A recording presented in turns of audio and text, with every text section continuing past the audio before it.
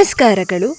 ಕಿರಣ Saraswati YouTube ಚಾನಲ್ಗೆ ನಿಮಗೆಲ್ಲರಿಗೂ ಆತ್ಮೀಯವಾದ ಸ್ವಾಗತ. ಮೊದಲನೆಯದಾಗಿ ಎಲ್ಲರಿಗೂ ಸೌರಮಾನ ಯುಗಾದಿ ಹಬ್ಬದ ಹಾರ್ದಿಕ ಶುಭಾಶಯಗಳು.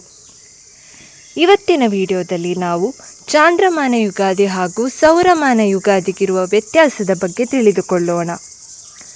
ಅಮಾವಾಸ್ಯೆ ಕಳೆದು ಹೊಸ ಚಂದ್ರನ ಉದಯದೊಂದಿಗೆ ಹೊಸ ವರ್ಷ ಯುಗಾದಿ ಆರಂಭವಾಗುತ್ತದೆ.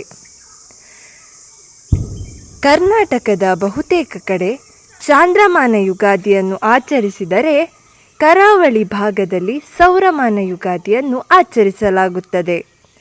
ಹಾಗಾದರೆ ಸೌರಮಾನ ಹಾಗೂ ಚಾಂದ್ರಮಾನ ಯುಗಾದಿಗೆ ಇರುವ ವ್ಯತ್ಯಾಸವನ್ನು ಇವತ್ತಿನ ಈ ವಿಡಿಯೋದಲ್ಲಿ ನಾವು ನೋಡೋಣ. ಯುಗಾದಿ ಎಂಬ ಪದವು ಸಂಸ್ಕೃತ ಪದಗಳಿಂದ ಕೂಡಿರುವಂತಹದ್ದು. ಯುಗ ಅಂದರೆ ವಯಸ್ಸು ಮತ್ತು ಆದಿ ಅಂದರೆ ಪ್ರಾರಂಭ. ಇದರರ್ಥ ಹೊಸ ಯುಗದ ಪ್ರಾರಂಭ ಎಂದು. ವಿಂಧ್ಯ ಬೆಟ್ಟಗಳ ಉತ್ತರದಲ್ಲಿ ವಾಸಿಸುವವರು ಇದನ್ನು ಬರ್ಹತ್ವಸ್ಯಮಾನ ಎಂದು ಆಚರಿಸುತ್ತಾರೆ. ವಿಂಧ್ಯ ಬೆಟ್ಟಗಳ ದಕ್ಷಿಣದಲ್ಲಿ ವಾಸಿಸುವ ಜನರು ಇದನ್ನು ಸೌರಮಾನ ಅಥವಾ ಚಾಂದ್ರಮಾನ ಎಂದು ಆಚರಿಸುತ್ತಾರೆ. ಆಂಧ್ರ ಪ್ರದೇಶ ಮತ್ತು ತೆಲಂಗಾಣದ ಜನರು ಈ ಹಬ್ಬಕ್ಕೆ ಯುಗಾದಿ ಎಂಬ ಕರ್ನಾಟಕದ ಪದವನ್ನು ಬಳಸಿದರೆ, ಮಹಾರಾಷ್ಟ್ರದ ಜನರು ಇದೇ ಹಬ್ಬವನ್ನು ಗುಡಿಪಾಡ್ವ ಎಂದು ಆಚರಿಸುತ್ತಾರೆ. ಸೌರಮಾನ ಯುಗಾದಿಯನ್ನು ತಮಿಳುನಾಡಿನಲ್ಲಿ ವರ್ಷಪಿರಪ್ಪು, ಚಿತಿರೈ ವಿಷು, ಪುತಂಡು ಎಂದು ಆಚರಿಸಲಾಗುತ್ತದೆ.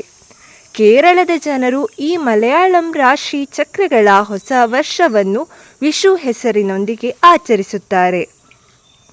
ಪೊಹೇಲಾ ಬೋಯಿಕ್ಷಾಕ್ ಮತ್ತು ನಬಬರ್ಷ ಎನ್ನುವುದು ಬಂಗಾಳಿಯಲ್ಲಿ ಹೊಸ ವರ್ಷದ ದಿನವಾದರೆ, ಮಹಾ ವಿಷುಬ ಸಂಕ್ರಾಂತಿ, ಪನಸಂಕ್ರಾಂತಿ ಎಂಬುದು ಒಡಿಶಾದ ಹೊಸ ವರ್ಷ ದಿನ. ಬೊಹಾಗ್ ಬಿಹು ಅಥವಾ ರೋಂಗಾಲಿ ಬಿಹು ಎನ್ನುವುದು ಅಸ್ಸಾಮೀಯರ ಹೊಸ ವರ್ಷ. ಬೈಸಾಖಿಯಲ್ಲಿ ಪಂಜಾಬಿಗರು ಹೊಸ ವರ್ಷವನ್ನು ಆಚರಿಸುತ್ತಾರೆ. ಬಿಸು ಎನ್ನುವುದು ಕರ್ನಾಟಕದ ತುಳುನಾಡು ಪ್ರದೇಶದ ಹೊಸ ವರ್ಷ. ಸೌರಮಾನ ಯುಗಾದಿ ಭೂಮಿಯ ಚಲನೆಗೆ ಸಂಬಂಧಿಸಿದಂತೆ ಸೂರ್ಯ ತನ್ನ ಸ್ಥಾನವನ್ನು ಅನುಸರಿಸುವುದನ್ನು ಸೌರಮಾನ ಎಂದು ಕರೆಯಲಾಗುತ್ತದೆ. ಭೂಮಿಯು ಸೂರ್ಯನ ಸುತ್ತ ಚಲಿಸುತ್ತಿರುವುದು ಎಲ್ಲರಿಗೂ ತಿಳಿದಿರುವ ವಿಷಯ. ಸೂರ್ಯ ಮತ್ತು ಚಂದ್ರನ ಕಕ್ಷೆಯಲ್ಲಿ 27 ನಕ್ಷತ್ರಗಳಿವೆ. ಸೂರ್ಯ ಮತ್ತು ಚಂದ್ರ ಕಕ್ಷೆಯಲ್ಲಿ 2.5 ನಕ್ಷತ್ರಗಳ ಅಂತರವನ್ನು ಸರಿದೂಗಿಸಲು ತೆಗೆದುಕೊಳ್ಳುವ ಸಮಯವನ್ನು ರಾಶಿ ಎಂದು ಪರಿಗಣಿಸಲಾಗುತ್ತದೆ. ಅಂತಹ 12 ರಾಶಿಗಳಲ್ಲಿ ಮೊದಲನೆಯದು ಮೇಷರಾಶಿ. ಒಂದು ನಕ್ಷತ್ರದ ಅಂತರವನ್ನು ಸರಿದೂಗಿಸಲು ಸೂರ್ಯ ಸುಮಾರು 13 ದಿನಗಳನ್ನು ತೆಗೆದುಕೊಳ್ಳುತ್ತಾನೆ. ಸೂರ್ಯನನ್ನು ಕಾಣುವ ನಕ್ಷತ್ರವನ್ನು ಮಹಾನಕ್ಷತ್ರ ಎಂದು ಕರೆಯಲಾಗುತ್ತದೆ. ಒಂದು ರಾಶಿಯನ್ನು ಆವರಿಸಲು ಸೂರ್ಯ 30 ಅಥವಾ 31 ದಿನಗಳನ್ನು ತೆಗೆದುಕೊಳ್ಳುತ್ತಾನೆ. ಕೊನೆಯಲ್ಲಿ ಸೂರ್ಯ ಮತ್ತೊಂದು ನಕ್ಷತ್ರಕ್ಕೆ ದಾಟುತ್ತಾನೆ. ಆ ದಾಟುವ ಸಮಯವನ್ನು ಸಂಕ್ರಮಣ ಎಂದು ಕರೆಯಲಾಗುತ್ತದೆ. ಈ ರೀತಿ ಸೂರ್ಯ ಈ 12 ರಾಶಿಗಳನ್ನು ಆವರಿಸಲು 365.25 ದಿನಗಳನ್ನು ತೆಗೆದುಕೊಳ್ಳುತ್ತಾನೆ. ಸೌರಮಾರ್ಗದ ಪ್ರಕಾರ ಭೂಮಿಗೆ ಸಂಬಂಧಿಸಿದಂತೆ ವರ್ಷದಲ್ಲಿ 365.25 ದಿನಗಳಿವೆ. ಸೂರ್ಯ ರೇವತಿ ನಕ್ಷತ್ರದಿಂದ ಅಶ್ವಿನಿ ನಕ್ಷತ್ರಕ್ಕೆ ದಾಟಿದ ಮರುದಿನವನ್ನು ಹೊಸ ವರ್ಷದ ದಿನವೆಂದು ಪರಿಗಣಿಸಲಾಗುತ್ತದೆ.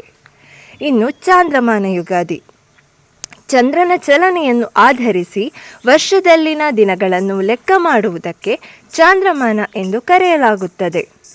ಈ ವ್ಯವಸ್ಥೆಯ ಪ್ರಕಾರ ಒಂದು ಅಮಾವಾಸ್ಯೆಯ ದಿನದಿಂದ ಮುಂದಿನ ಅಮಾವಾಸ್ಯೆಯ ದಿನದ ತನಕ 1 ತಿಂಗಳು ಎಂದು ಹೇಳಲಾಗುತ್ತದೆ. ಇಂತಹ 12 ತಿಂಗಳು ಸೇರಿ 1 ವರ್ಷ. ಈ ವ್ಯವಸ್ಥೆಯ ಪ್ರಕಾರ ವರ್ಷದಲ್ಲಿ 354 ದಿನಗಳಿವೆ. ಇದು ಸೌರಮಾನ ಮತ್ತು ಚಾಂದ್ರಮಾನ ವರ್ಷಗಳ ನಡುವೆ 11 ದಿನಗಳ ಕೊರತೆಗೆ ಕಾರಣವಾಗುತ್ತದೆ. ಆದ್ದರಿಂದ 3 ವರ್ಷಗಳಿಗೊಮ್ಮೆ ವ್ಯತ್ಯಾಸವು 1 ತಿಂಗಳಿಗೆ ಸಮನಾಗಿರುವಾಗ ನಾವು 1 ತಿಂಗಳನ್ನು ಹೆಚ್ಚಾಗಿ ಸೇರಿಸಿ ಆ ತಿಂಗಳನ್ನು ಚಂದ್ರ ಅಧಿಕ ಮಾಸ ಎಂದು ಕರೆದು ಸೌರಮಾನ ವರ್ಷಕ್ಕೆ ಸೇರಿಸುತ್ತೇವೆ. ಈ ಕಾರಣಕ್ಕಾಗಿಯೇ ಸೌರ ಸಂವತ್ಸರವನ್ನು ಸ್ಥಿರ ಸಂವತ್ಸರ ಎಂದು ಚಂದ್ರ ಸಂವತ್ಸರವನ್ನು ಅಸ್ಥಿರ ಸಂವತ್ಸರವೆಂದು ಶಾಸ್ತ್ರಗಳಲ್ಲಿ ಉಲ್ಲೇಖಿಸಲಾಗಿದೆ. ಕರ್ನಾಟಕದ ಕರಾವಳಿಯ ಭಾಗದಲ್ಲಿ ಸೂರ್ಯಮಾನ ಯುಗಾದಿ ಅಂದರೆ ವಿಷು ಹಬ್ಬವನ್ನು ಆಚರಿಸುತ್ತಾರೆ.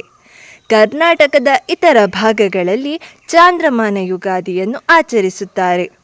ಬೇವು ಬೆಲ್ಲವನ್ನು ಎಲ್ಲರಿಗೂ ಹಂಚಿ ಜೀವನದಲ್ಲಿ ಸಿಹಿ ಕಹಿ ಎರಡೂ ಸಮಾನವಾಗಿ ಬರಲಿ ಎಂದು ಹಿರಿಯರು ಕಿರಿಯರನ್ನು ಆಶೀರ್ವದಿಸುತ್ತಾರೆ. ಈ ವಿಡಿಯೋ ನಿಮಗೆಲ್ಲರಿಗೂ ಇಷ್ಟವಾಯಿತು ಅಂತ ಭಾವಿಸುತ್ತೇನೆ. ಈ ವಿಡಿಯೋ ನಿಮಗೆ ಇಷ್ಟವಾಗಿದ್ದಲ್ಲಿ ವಿಡಿಯೋಗೊಂದು ಲೈಕ್ ನೀಡಿ, ಕಮೆಂಟ್ ಮಾಡಿ ಮತ್ತು ಆದಷ್ಟು ಜನರಿಗೆ ಈ ವಿಡಿಯೋವನ್ನು ಶೇರ್ ಮಾಡಿ. ಇನ್ನೊಂದು ಬಾರಿ ಸಂತೋಷ, ಸಮೃದ್ಧಿ ಮತ್ತು ಹೊಸ ಆರಂಭಗಳಿಂದ ತುಂಬಿದ ವಿಷು ಹಬ್ಬದ ಹಾರ್ದಿಕ ಶುಭಾಶಯಗಳು. ಈ ವಿಡಿಯೋವನ್ನು ವೀಕ್ಷಿಸಿದ್ದಕ್ಕಾಗಿ ನಿಮಗೆಲ್ಲರಿಗೂ ತುಂಬು ಹೃದಯದ ಧನ್ಯವಾದಗಳು. ಮುಂದಿನ ವಿಡಿಯೋದಲ್ಲಿ ಮತ್ತೆ ಭೇಟಿಯಾಗೋಣ.